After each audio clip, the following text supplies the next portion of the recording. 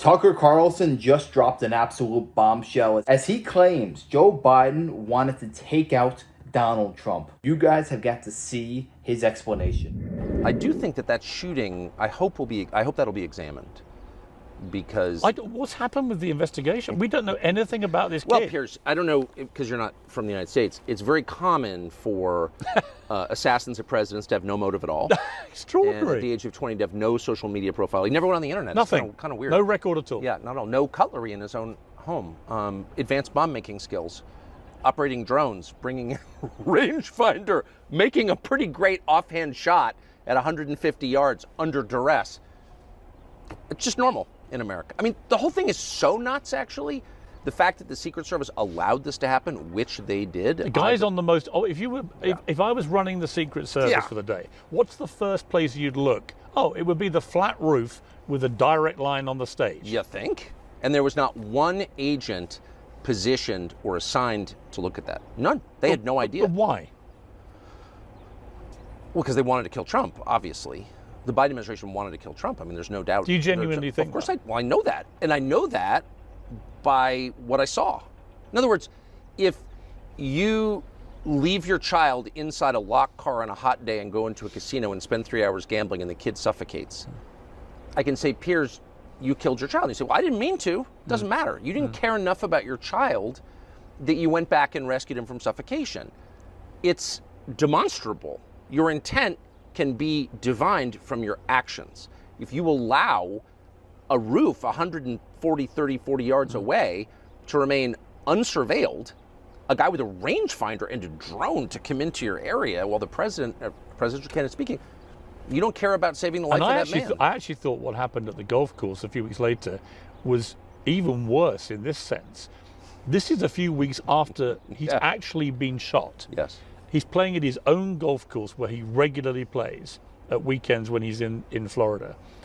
And he was 5 minutes away of walking up to a green where if one Secret Service agent who happened to walk ahead had not seen the barrel of a rifle poking out of a bush, that guy had a loaded AK-47, he had body armor, he was ready to go.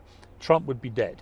And that would have been, I think, the biggest scandal ever, because that was just weeks after he'd already survived an assassination. But no one makes much of a fuss about that either. How many members of Congress did that guy meet with? A lot. He was in Ukraine, which is controlled by the U.S. intel services. I mean, that's just a fact. He was in Ukraine, which is a kind of wellspring of lunacy. And not only that, both of these gentlemen just so happen to be in a BlackRock commercial. You know what BlackRock is. It's the greatest wealth management company in the world. They want to own everything. They're part of the World Economic Forum. You will own nothing and be happy. They're the ones buying up all the small houses across America, buying them under suspicious LLC names. And both of these two gentlemen just so happen to be in BlackRock commercials. Do you think that that's a coincidence? Especially the fact that their houses were wiped clean. That man didn't even have a fork or knife. You cannot make this up. If this happened in a movie, you would say this would never happen in real life. It's just not realistic. Sorry, I know you support it, but it's done more to destabilize the West than anything that's happened in my lifetime. And the amount of evil that has emanated from that country, the amount of assassinations that have come from Ukraine, I happen to know, is very high. And so this guy is in Ukraine and having contact. Well, how many members of Congress did he meet with and what do they talk about? This is an assassin. No, we don't know. So, and again, the media, fascinating, the mainstream media, when was the last big piece you read about either assassination? And yet if that had been an attempt on Obama, on Biden, on Harris, on anyone on the Democrat side, they wouldn't stop talking about it. Because everybody knows what this is. These are not lone gunmen. Any more than, Lee Harvey Oswald was a lone gunman. The lone gunman killed by a lone gunman 2 days later. Okay now. I mean, it's just happened. It's so horrifying that clearly both of these guys were agents of the permanent government in Washington or globally.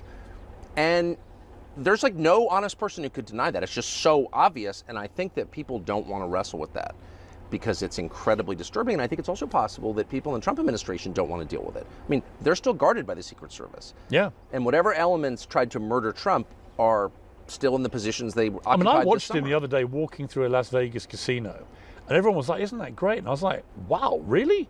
They're letting the president walk through an open casino with endless amounts of people milling around I think you can carry guns in Vegas, I think, can you? It seemed to me a very high-risk environment to put a guy who literally just survived 2 assassination attempts. Is it 2? I mean, well, there are more, I think, aren't there? I mean, that we don't know about. I don't think that Trump doesn't want people to know about exactly. probably the reality.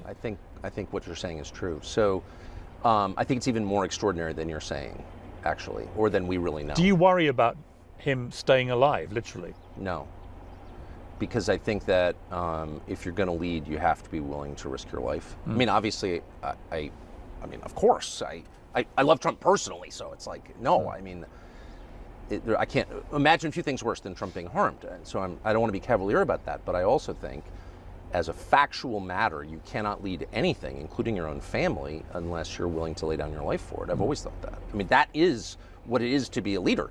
I'm putting other people before myself. It doesn't mean that you take senseless risks, of course, but it does mean that you have a measure of physical courage, and Trump is displaying that a lot, and I think it's essential. I think it's absolutely essential. He's absolutely right. It doesn't matter if you're a United States soldier. It doesn't matter if you're a UFC fighter. It doesn't matter if you're a politician. When you take these positions of power, there is an inherent risk alongside of it, because there will be people who despise you, and some of them might be a little bit crazy. They might be nuts. They'll do whatever it takes to silence you. Donald Trump knew the risk. When he first went down that escalator in 2015, he knew that there will be great forces battling against him, but he doesn't care. He did it anyway because it's the right thing to do, and that's what a true leader does. You think Alexander the Great didn't know that he might die in the battlefield? He still led and commanded his forces from the front lines, because that is how leaders should conduct themselves, and Donald Trump is no exception. He would do whatever it takes to put America first. If he wanted to live a nice, safe life, he would have never entered D.C. He would just be golfing by the beach, sipping Diet Coke and eating McDonald's. That just goes to show this is a battle far bigger than one man.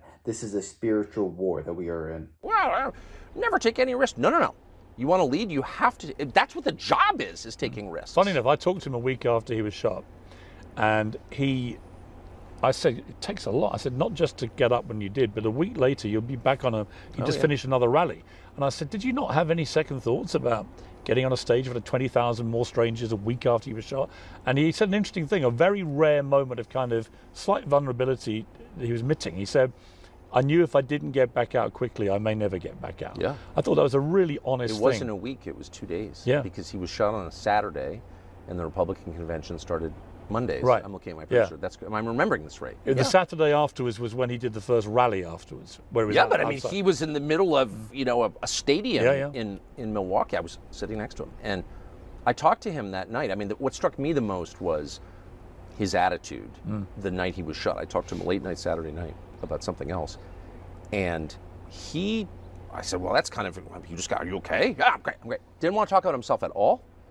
And the first thing he said and went on about it was how brave the people in the crowd were. And I thought, he's often been called, well, he's always called a narcissist, but here in his moment of crisis, he's directing attention to other people. I thought that was so, because as you said, you don't really know a man until there's a lot of pressure. Do you think he's applied. changed? I mean, I've spoken to him a few times, not as much as you will have done, but I do detect that 2 things have changed him as a man. One, getting a second chance at life, literally, where half an inch and he's dead, and the other, getting another go at the presidency, which was, whatever people want to say, it was completely derailed by the pandemic. And I think that without that pandemic, he'd have been re-elected very comfortably. And so he had a chance, a sort of do-over at 2 things, professional and personal. Yes. And I do sense with him, both privately but also what I'm seeing in public, a slightly changed guy. Do you feel that? Oh, I strongly feel that. I strongly feel, on many levels. I've noticed it. I mean, I was at the inauguration, and right near him when he gave that inaugural, I've never seen him read. He's an amazing conversationalist, a wonderfully entertaining host in person, and he's a great extemporaneous speaker. But he's never been a great teleprompter reader. He didn't miss, as a teleprompter reader, I notice he didn't miss a single word in that inaugural. He was just so calm. Stylistic, but I think it speaks to something and deeper. disciplined, and really focused, right? But the pitfall, look, I mean, Trump has full command of the U.S. government to the extent anybody ever does, because it's so huge. and more power in his first week of the presidency than any president in my lifetime, more than Reagan. I definitely believe there were spiritual forces at play, because if you ask any trained sniper or any marksman of any kind, they will tell you that that shot should be a hit 999 times out of 1,000. It is as much of a layup a shot as could be. He just so happened to turn his head at the precise right moment. The more that these demonic people try and attack Donald Trump, the more powerful this MAGA movement becomes. Because if you remember, Elon Musk did not support Donald Trump until after this shooting. He saw how courageous and brave Trump was and how he handled this, and he said, you know what, I'm all in. And then ever since then, they have been a dynamic duo tackling the deep state at every single turn. The question remains, however, was Joe Biden and the DNC involved in this? It definitely poses a good question, but I have to say they were, and it wasn't just them. I believe the globalists around the world wanted this man dead, because he stands in the way of everything that they're trying to achieve. Donald Trump wants America as prosperous as possible. Meanwhile, these people want to destroy all national boundaries, have no borders whatsoever all around the world, and we all have to rely on one world government. I'll tell you what, that does not stand with Donald Trump or the American people. We will not bend. We will not bow down to this tyranny. We need to rally behind Donald Trump, because these people are not taking shots at Donald Trump. They're taking shots at us. He's just standing in the way. But yeah, let me know your thoughts on this down below. Who do you think was behind the shooting? Let me know. I'd love to know your opinions. And if you enjoyed, make sure to smash on like, comment, subscribe, and wish you guys nothing but the best. Till next time.